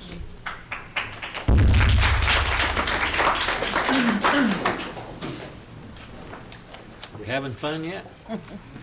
A resolution confirming nomination of Sean Shepard as a board member, Cherokee Nation Businesses LLC. Is Mr. Sean Shepard here today? He is here today. We got a motion and a second. Discussion? Here he is. Question? Councilor Walkenstick. I know Sean really well. He's very business-minded. He started off from the bottom and has multiplied his businesses. With his business model, I think it'd really help out the Cherokee Nation and what they're doing at a bigger scale. So I will be supporting you today. Thank you for considering us. I appreciate it. Okay, anybody else? Councilor Hargis? I just want to say I've worked with Sean. He served on the board there at the Waste Management Landfill in Adair County. Outstanding commitment and oversight of the waste management. It's not anything that, you know, we had hoped it would be, but the mess that they inherited, the board that we currently had, that we just had, the mess they inherited, they've done miraculous things with. It's, you know, still a long ways to go, but that's it's kind of all changing as far as now that we have Sarah in place. But Sean is very diligent of any commitment he makes, and I fully support him and hope everyone will. Thank you. Counselor Hart, no, Counselor Vasquez. Thank you. I appreciate, Sean, that you spoke, probably with everyone, but I appreciate your phone call and also getting to speak with you in person. And one of the things that strikes me as very important as asset that he will be regarding his construction experience. And I believe that we need all the help we can get when we're looking at bids and we're building houses and wanting to build houses. And I think he will bring a great deal of expertise in that area, so I fully support him. Okay, thank you. Yes, Counselor Buzzer. Yes, Sean, I think I've met you, and I do have some concerns. I've voiced my opinion before about the board members on the C&D board, about so many of them being from Cherokee County. And I'm staying in Cherokee County. You're probably a good man, probably know the business, and someone brings a lot to that board. Although I can't support it because right now we have over 50% on that board in Cherokee County. And I'd like to see those board members be in different areas of the county or the country. I'll tell you the reason I'm saying this. Back in the 80s, even before that, Cherokee Nation Council was made up of Cherokee councils at large. We had councilors on the council, but most of them were from Cherokee County and the Cherokee Nation. They had probably 75% of the people were right here in Cherokee County. And I think that's the reason the people had went out and carried a petition, which I was one of the carriers, to get representatives from each county. And we got 15 districts out. That's the reason I can't support you, because we already have enough people on that board that lives here in Cherokee County. I know you could probably bring some good expertise to that board. I'm not voting against you because of you. I'm voting because I think the people have elected us to make these decisions for them. I happen to live in Delaware County. He lives in Northern County, and the other people live in other counties too. We don't have anybody represented, and that's exactly the way it was back on the council back in the 80s and 70s. I carried a petition around back then, and we got it changed to where we'd have more representation from each district of the Cherokee Nation. So that's the reason I won't be supporting you, and although I believe that you bring a good report to the council. Thank you for applying. Thank you, sir. Well taken. Anybody else? Okay, you have a motion in front of you. You have a second. All in favor, signify by saying aye. Aye. All opposed? Aye. 1, 2, 3, 4, 5.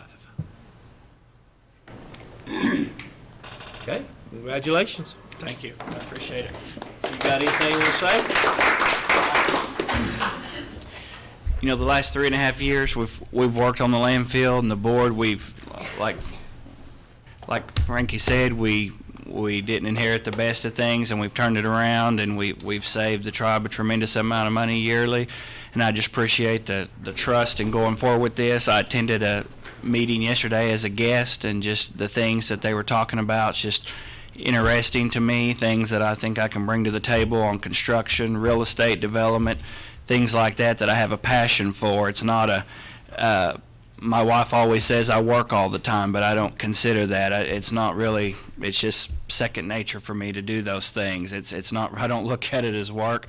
I enjoy what I do, and I feel comfortable in what I can bring to this board and the citizens of the Cherokee Nation. I appreciate everyone's trust in allowing me to pursue that. Thank you. Okay. All right, now we have the resolution confirming nomination of Fan E. Robertson as the Commissioner of the Cherokee Nation Tax Commission. Fan, are you here? Yes, she is. You can count on her to be here. Yeah. Got a motion? Second. Okay. Questions? Yes. Counselor Crittenden. I'd just like to be added as a sponsor. Okay. Thank you, Sean. Forward to Counselor Thornton. Counselor Hatfield. No, I'm already on it. You did right. Where do you reside, if I may ask, Fan? Hartley, Ned. 680 Skyline Trail, Kansas, Oklahoma. Kansas, Oklahoma. But my heart is at Killer Mountain, Okay.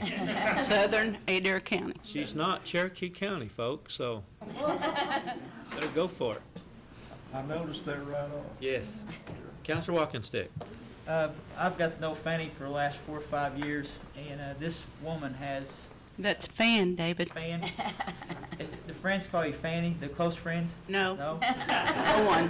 No one does. No. Fan. Want me to like you? It's Fan.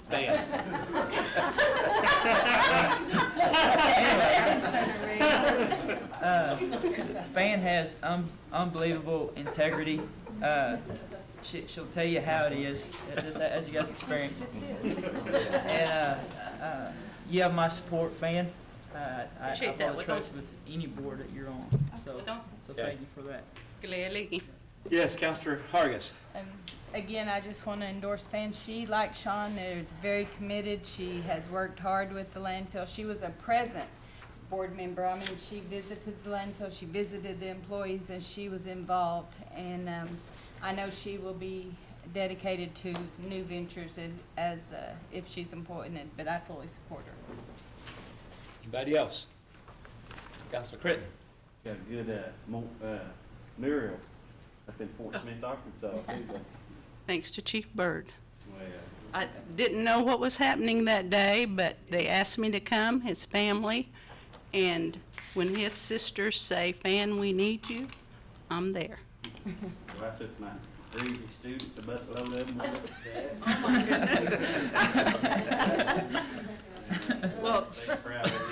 Well, I appreciate that, and when my grandson, his name is Noxie, he is an artist. He is a graffiti artist. And before I knew what a graffiti artist was, in his definition, I always thought of the illegal graffiti artist, which it's not. There are graffiti artists that are very artistic, and the gentleman that did the mural was from Australia. I found out later. And he is a world-renowned graffiti artist. So when my grandson found out that I got to meet this young man, the artist, he said, Elise, why didn't you tell me? Why? I could have gone and met him. He's my hero. He is so good. And I did not know who I was meeting that day, but he did a wonderful job, and he did it within 3 days. Am I right? You're right. If you haven't seen it, it's beautiful. Those of you who haven't seen it, there's a mural there in Fort Smith, Arkansas, and they wanted some traditional Indian women.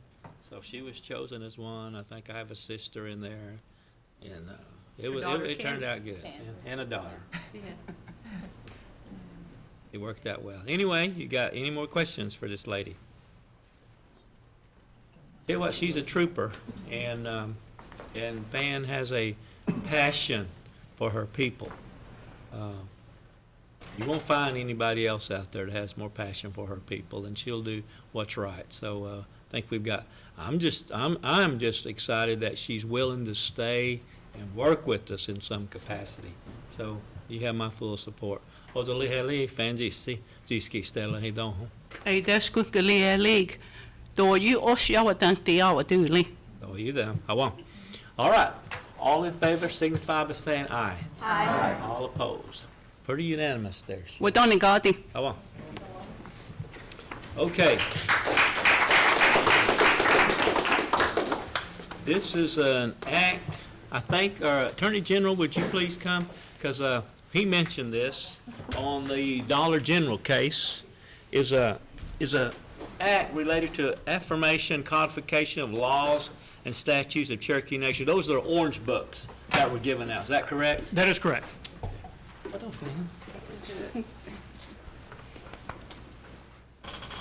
Thank you. Put this in form of motion.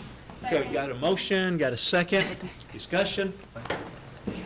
I think it's time we did this to validate from what I heard from the Supreme Court about our courts. Some of them didn't have the infrastructure, we didn't have the sophistication, and I think we're about as sophisticated as you can get.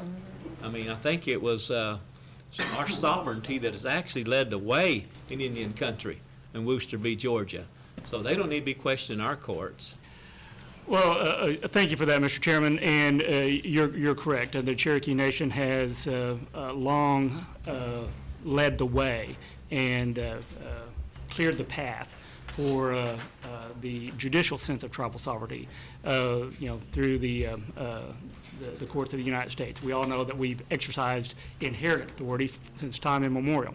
What this act does is to draw a bright line, is that the orange books that now that we've completed the codification process, this act will say that is the law of the Cherokee Nation, okay? And any amendments that go forward will come from what is the text of those books. The whole process, we went through every law, and we went through every amendment that had been passed. And as we all know, that the last codification hadn't, the last pocket part hadn't been done since, I think, 1993.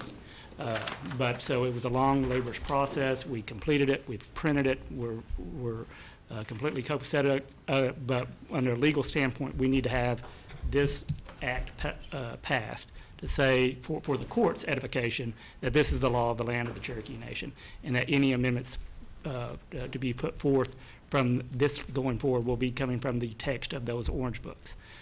So I would, by all means, urge its passage and would entertain any questions that the committee would have. Question? Yes, Councilor Garber. Mr. Speaker, I'd like to be added as sponsor. Okay. Anybody else?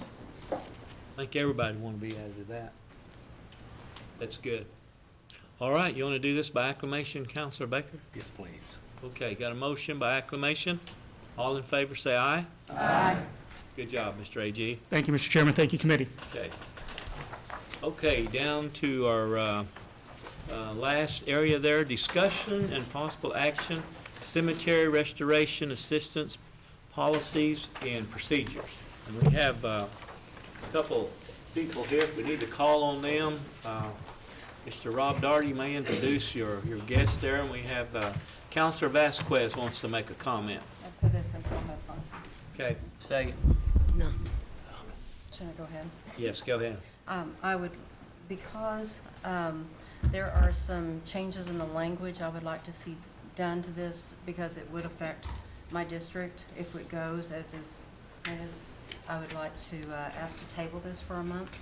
But we could go ahead and listen to what they have. Okay, you want to withdraw your motion? Okay. Okay, Yes, I said. okay, all right. Thank you. He won't hear. Before we begin, one thing I'd like to preface this is, when I took the office, I understood that Donna Chukalate was over the, pretty much, people would come into our office in reference to anything, any questions or funding they had on our cemeteries. And I'd like to, before we start, I'd like to add that. And I searched all through her previous, what I could, her responsibilities from, she started working on this back in 2004, 2005. It's very, very important to our communities, and yet it's never been a part of her job description. She has volunteered, they volunteered you, I guess is what I should say. And it continues so, not at this time, but at some point I'd like to come forward again if I need to do it through this body. But I would like to, this is real an important issue for our traditional people. Nagad needs a lot. We appreciate people coming to us and our old folks. We can't forget about them. And Donna has done this since 2004, 2005 with nothing really more than just her wanting to do this. And the number of people that come to our office is astonishing. New cemeteries, new families want to create cemeteries. So at some point, I didn't know if it would be objectionable or not. Perhaps it's up to me as a director, but I do want to initiate some action into making this a part of this lady's job description, because believe me, she is plenty busy with our work, with everything that we do in CCO and community cultural outreach. This has been and she's too nice of a person to say no, and she's got her heart in it anyway to say no to this. So I would like at some point to include her as a part of her job description, which means that I'm going to try to get her some more money because she does work hard at this. She gets yelled at, griped at, complained about, and I do want to compensate her more because she's done this since 2004, 2005 on her own. That's good. And so that's going to be probably initiated by me, but I just wanted to let everybody here know that there's never been her job description. It was just given to her or thrown at her or volunteered for her. I think it's educated us a little bit to find out that this program was actually under the secretary. Yeah, I didn't know that either. Yeah, and then it was fell under me. you when you started. Yes. So we were just the consent group here. So now, and I want to go back to Councilor Vasquez. They withdrew their motion. We still need to look at this. There's a couple Sure. areas there, but I am so glad you guys are here. She made a motion to table for one more month, correct? And look at this a little bit closer. That's fine with us because we were want to get looking with at the this secretary earlier. on this. We Since agree. it falls under him. Is that okay with everybody? Second her motion. Got a motion to table, got a second. Are we through with discussion here? Okay, Counselor Taylor, then we'll go Counselor I Lake. just have a comment. I want to commend Donna because when people call me with questions about it, I just send them to her and I never hear any more. She takes it over, answers the questions, gets them fixed up, and so I appreciate that. And I wish all of our employees were just like you. As do I. I know. I wish we had more. Yeah. Counselor Lake? Yep, between Donna and Gail, I know they get a lot of phone calls. Maybe I should apologize, but I want to, on some of these issues, just like Victoria said, at our end of the nation, I don't know that some of these things will work. I think these changes, you probably would like some changes to be set in stone so you could do your job without having people call and harass you probably. But some of these things probably won't work for my district. And I'd like to be in on whatever's been decided. I guess something got decided and I didn't even know it, so that's not probably a good thing. If you want me to vote on it.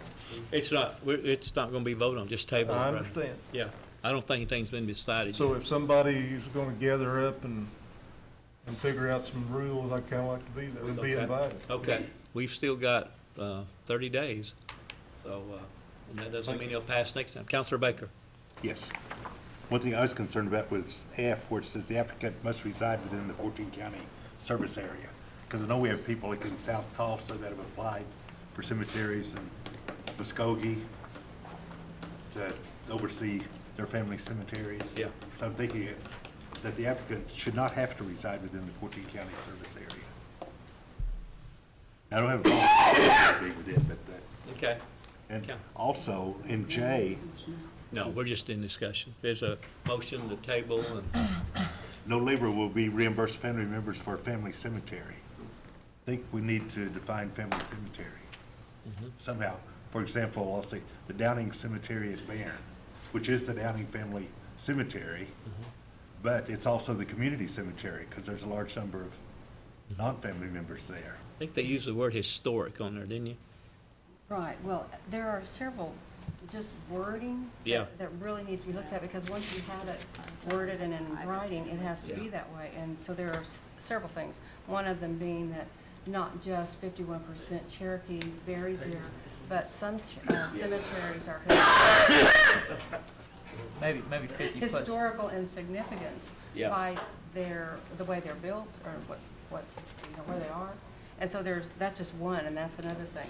So I too am so grateful to you for all you do, and I want you to continue, and I want our people to be happy with the people that apply and that are wanting to get paid and are truly wanting to do the work. We need to get it streamlined so that they are paid in a timely manner, and because it's a very important thing to all the citizens that are interested in the cemetery. So it's not something that I'm going, oh, we don't want to do this. We just need to refine what's in print before we vote on it. Yeah. We just needed to communicate. Okay, anybody else? Counselor Walkenstick? I would even say, instead of 51%, it's 50% plus one. you know, because you want to get into something where it's like you don't want to get somewhere where it's like 50.5% or something, and then you're sitting there thinking, well, heck, they don't qualify because it's not 51%. Yeah. But if we have Or historical significance and not just 51%, that's one of the things that we want to add to that, so. And I think that what word she- "or" will constitute Cherokee citizens. And to go further with the comment, I think we do have some up around my area. No, I They think they started could. out possibly being family cemeteries, but they were part of the community. And some of our non-Cherokees who were friends in the community started, that's how Oldfield started out. We have a lot of non-Cherokees buried in our cemetery up there, so Good. that is consideration. Well, we appreciate this. We have a motion to table for 30 days and comments. You can get a hold of Rob Darty, Gail Miller, or myself, and we got a few weeks. And if we don't have it in place by our next meeting, we'll just table it another month. We are in no hurry. Let us get it right. So anyway, got a motion to table, got a second. All in favor, signify by saying aye. Aye. Opposed. Well, no, Rob, appreciate you all. No, got it.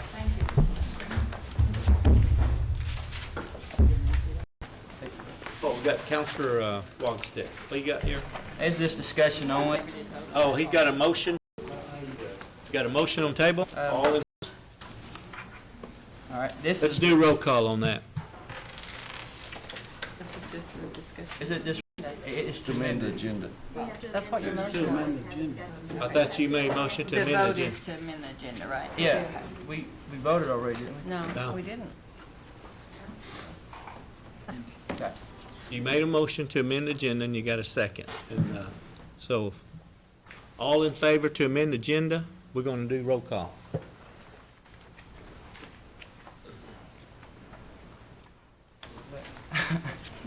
David Thornton, Well, I'll get to leave early, so I say no.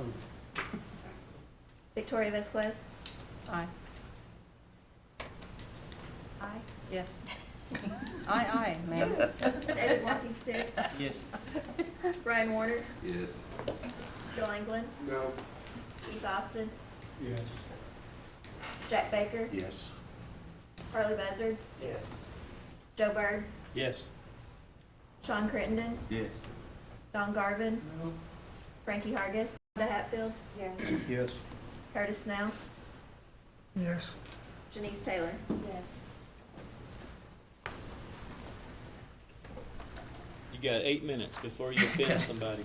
You have 14 yes and 3 no. The motion to amend passes. All right, this is discussion only. The act coming up for, which it was just amended last year, but it won't come up for renegotiation for another 10 years, the Car Tag Act. Pretty much this, a general amendment that I would like to see is not only with Sequoia, Cherokee Nation Immersion, and the Head Start, but the dependent schools get the double portion. So that's that in a nutshell. Let me kind of give you guys a run through on school finance. I'm part of a school district. Right now, there's 28,000 kids that is going to be getting car tag money. Okay, out of the 28,000, 3,000 of those are dependent kids. Okay, there's a $4 million pot of revenue that we got from car tag sales just from Cherokee Nation. Okay, as of right now, there's going to be every kid's going to get $165 per kid. As of right now, for the 14 county and the 5 contiguous counties. Okay, now here's the pros and cons: the dependents versus the independents. The dependents get zero money from the state of Oklahoma for car tax sales. Okay, independent school districts get $422.13 per kid. Okay, an independent school gets a high revenue of ad valorem tax money, which is building space, businesses. They get those ad valorem tax dollars. A dependent school district, which a definition of a dependent is like a K-8. It's like a Greasy, a Bell, a Woodall, okay? The only thing in their area, they might have a gas station that they get some ad valorem off of. The mill levy, the taxing, the bonding capabilities for the mill levy, let's say Tahlequah High School, they have capability to get 10 to 15 million in a bond because the mill levy, they have enough window space to get that bond to $800,000 in a bond.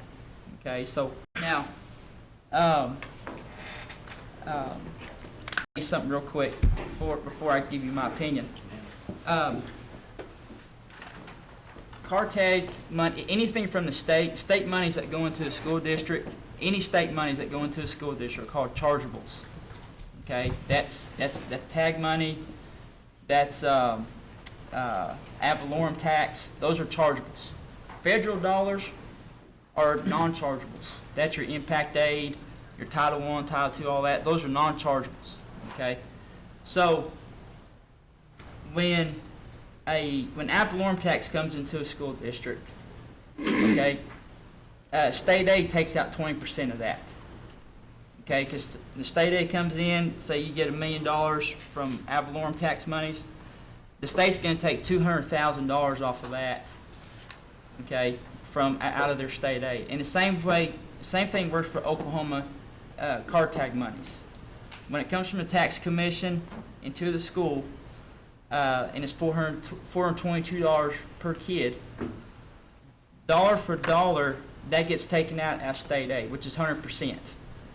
Okay, but if you're a free or reduced school, say you're a poor school, say you're Muskogee, that's where I'm at, we get we get the 422, and we get 105% of that 422 in state aid.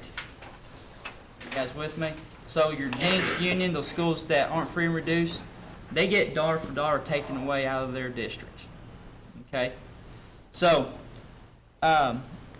saying that, I'm just trying to even the playing field with the car tax, because let's say Muskogee or whoever else, they're going to get the 422 plus the $165.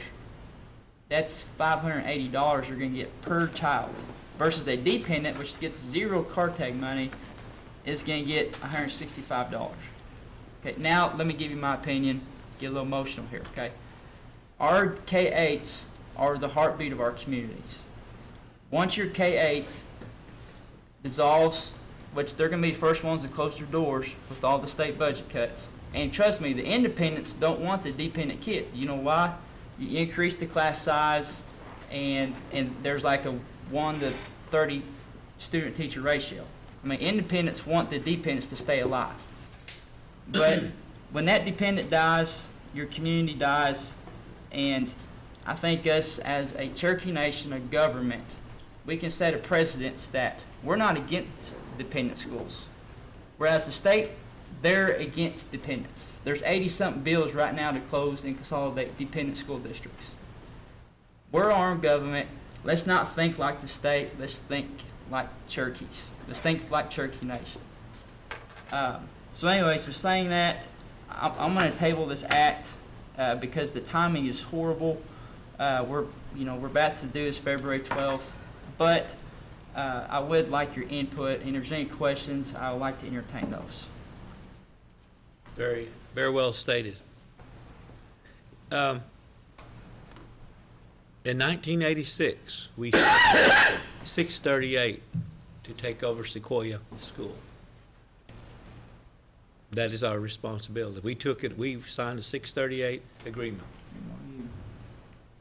The state, they're derelict in their responsibilities in taking care of the schools. They need to do a better job of managing. I'm a product of a dependent school. Don't get me wrong.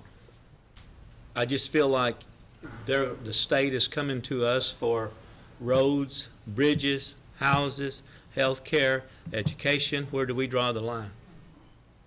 They need to step up and take care of their own people as well. Yeah, we've got Cherokee students all over the United States, and this is not bad. What you're proposing here, it's to help out the dependent school. I'm not for sure it's enough to help them out in long term. It may be just a short fix from what I see. But I really like the concept of that, the dependent schools, they are our communities, and we can't let them go by the wayside. But the responsibility first is on the state, not the tribe. Anybody else? I said my part. Yes, Counselor Story. I'll say my part and then go. Okay. Okay. The thing that I see about this is in a couple of years, 5 years, I think these dependent schools will have to go into another school. They'll be consolidated. I don't think that I think this timing issue. I don't know if this money given to these schools will actually help them that much, but I sit in my dependent schools and see superintendents all across the nation actually drawing 125 to 150,000 a year, you know, and that's going to be a whole lot more. You know, they could cut that back some, and we couldn't pay. I mean, they won't get enough money to take care of their cutback. I don't know about the compacts. I don't know, is the motor fuels in on this? The motor fuels compact will come up next year. It'll be renegotiated next year. So, you know, we could do that, we could look into that there also. But I think the motor fuels would have some help for it, but I'm kind of like our chair here. I don't think it's time. I don't think it's right. I think that it's really good suggestion, but you do this, you'll have every superintendent that's not getting the same thing that they're getting now calling you, calling this nation and wanting to see what's going on. Because you tell me they don't want their funding when they've been getting it all the time. They're forced, it's a habit, you know.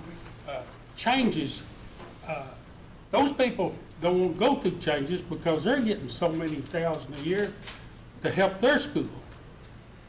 And so if they consolidate, they'll get more, but it's kind of like dependent schools. They won't get enough to run the school, just like David said. But if you realize in the past, and I was around at that time, I wasn't very old, but in the early 1950s, we consolidated schools.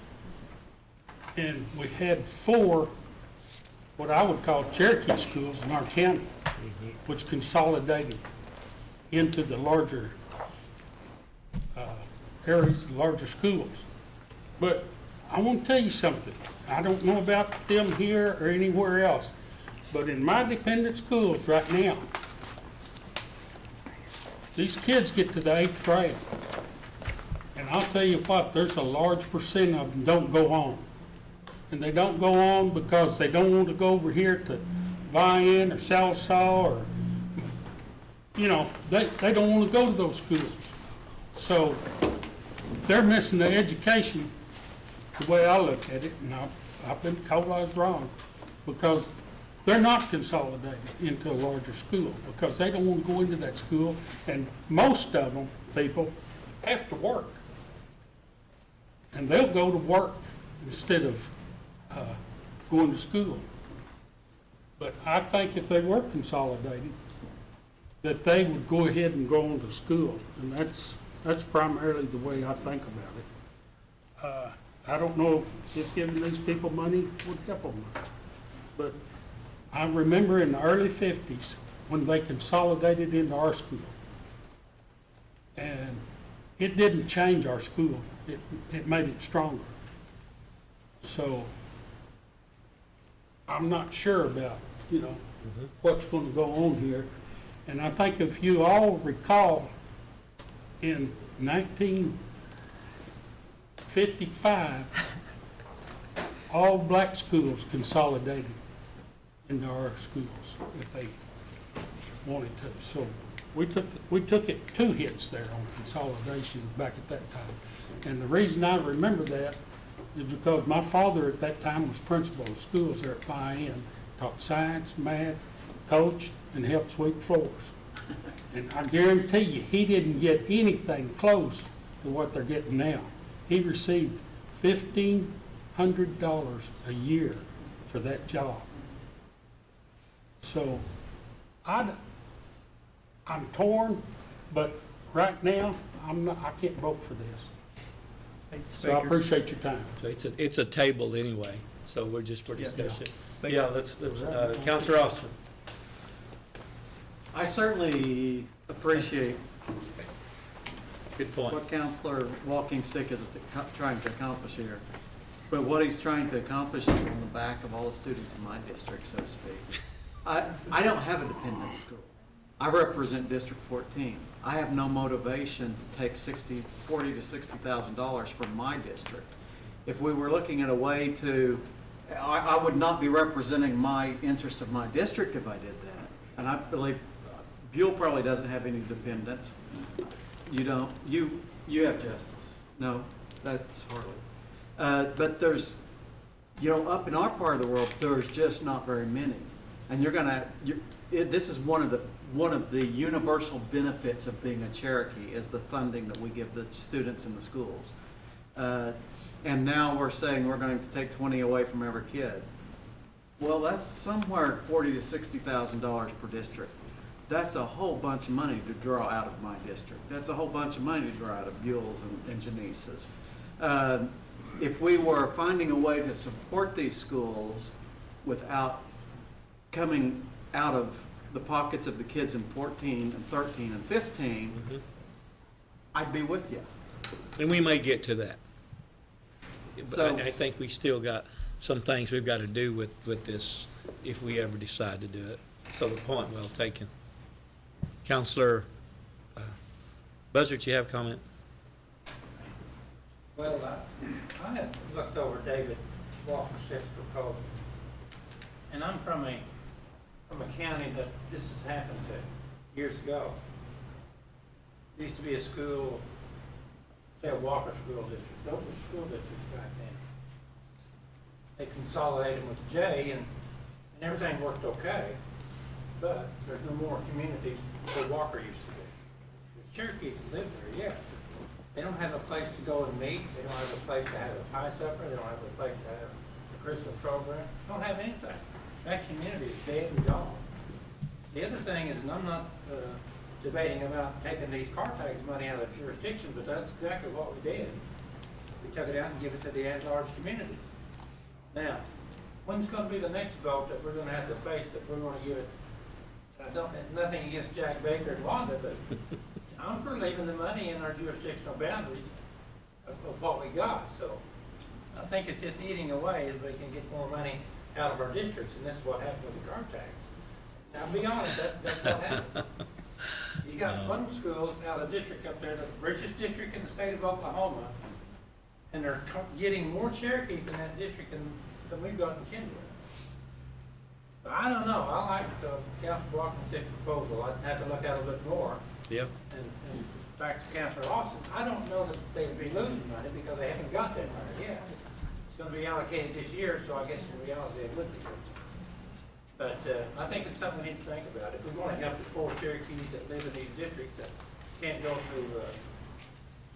to a place to meet, to have a meeting, or to have a pie supper for those kids out there, it's not there. And I guarantee you, in 5 or 10 years, those schools will be closed up and boarded out. So I don't know.